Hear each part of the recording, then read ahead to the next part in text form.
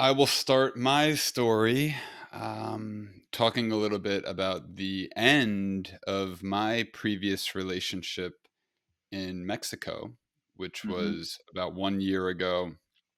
Um, in short, it was the healthiest, most beautiful relationship I've ever experienced. And now that a year has passed, I don't know what happened. I never will. I'm not looking to know what happened.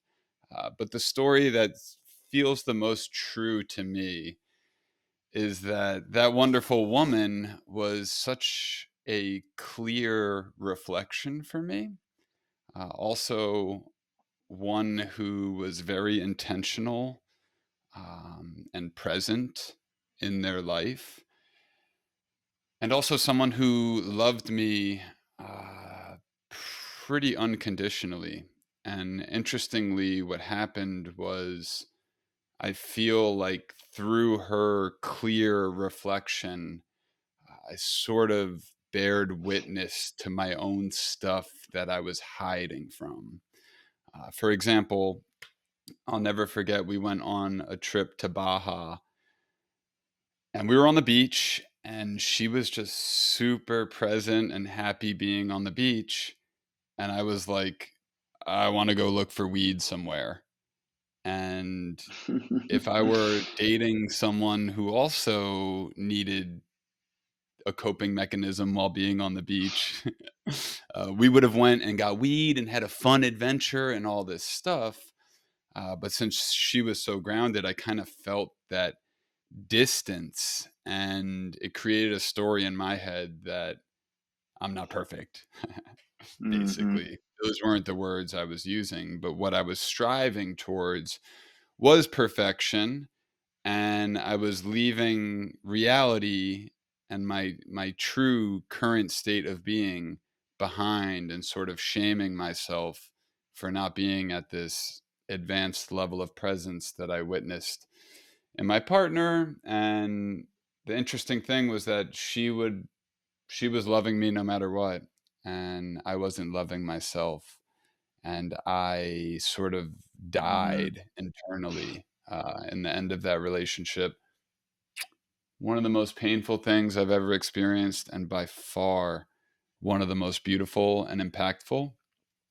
So that happened. I was feeling really low on myself, and I said, I'm going to fly back home to New Jersey, where I am right now, to come closer to myself, to slow down, relax, and start accepting myself more deeply. And about 1 week into returning home to New Jersey, I found out that I was diagnosed with melanoma, which is a life threatening skin cancer. Much longer story about that. Maybe I'll do a separate episode, but there's just a few key components that I feel are valuable to share with the audience that I learned from this experience. First and foremost, if you have any weird freckles or anything, I encourage you to get them checked out by a dermatologist. I had a little mark on my nose. It was not anything serious. And a friend mentioned something. I got it checked out in Mexico. Boom. Turns out it was cancer, untreated. It's life threatening. So I have no money in this health insurance of America. This was like so much tension on me. In the end, I ended up getting the surgery done for free. I'm still checking my email every day. Oh, I Like, didn't know that. do I have to run away to Mexico because I can't afford that? Yeah. Um, but what they did was they cut off a big part of my nose, and then they cut out. I don't know if you can see it with the light, but yeah, they cut big line down my forehead. And it's really a fascinating procedure because what they do, they messed up my haircut in the process. What they do is they cut here, and then there's like a flab of forehead skin that comes down, and they twist it over my nose. And while it's still connected up here, they stitch it to the hole in my nose. and this Mm. forehead skin sort of starts to translate into the cells of the nose and becomes nose skin. Mm. Now, the tricky part was that for 4 months 4 months, excuse me, for 4 weeks, I had to keep the skin here, and for lack of better words, I looked like a deformed human being, and this is where a lot of the gifts came from. First and foremost, the one of the most important gifts was that right after I woke up from the surgery, I had blood all over me, like crusty blood in my ear, blood over just like I never had so much blood on me. And then I had this thing on my face, and I'm in the hospital all by myself. And what I noticed was that usually when I have anxiety or discomfort, I'm playing mind games to escape from it. Think about something else or rationalize the feeling, whatever it was. And in this moment, with the face and the blood, it was very clear to me that I was being called for a deeper healing of myself. And part of that request was guiding me to actually hold space for this energy that I'm feeling rather than trying to chase it away. And the analogy that kept coming up for me was an ice cube. And it was like, like hold the ice cube. You can't throw it away, but it will melt if you continue to hold it and have presence and love. And as it melts, the charging energy will start to dissipate. And this has been just an absolute game changer for me since then. And then the other really big thing for me was one, getting more empathy points. Always take those.